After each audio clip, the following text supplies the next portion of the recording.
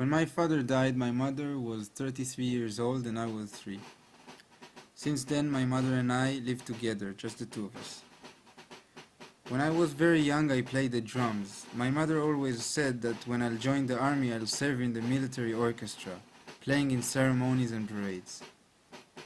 In my country, every 18-year-old is called for a military service.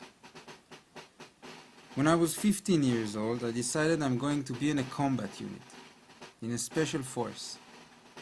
As an only child, I had to get my mother to sign a release form, allowing her only son to go to combat. She refused.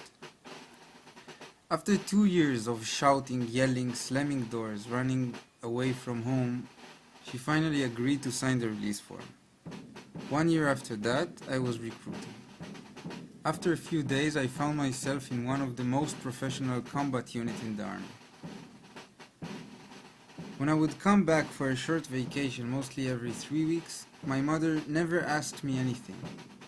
In fact, we never talked about the army. She didn't want to know. I guess because she couldn't stop and think where the hell she's sending her son to. After weeks of frightening operations, running after endless number of suspects, aiming my weapon at women and children, entering their homes in the middle of the night, babies screaming, dogs barking, old ladies crying, smell of fear and gunpowder mixed together in my nose, I came back to my old lady, and she didn't say a word.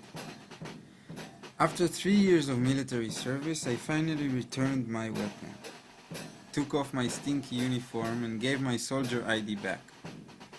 I was a soldier in the morning and a civilian by the afternoon. The next day I left home for good. After 3 months of civilian life, they called me again, now to receive the Medal of Honor for carrying a wounded friend on my shoulders in one of those nights.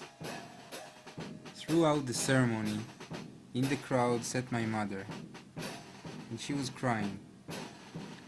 I could not stand the thought that she was proud.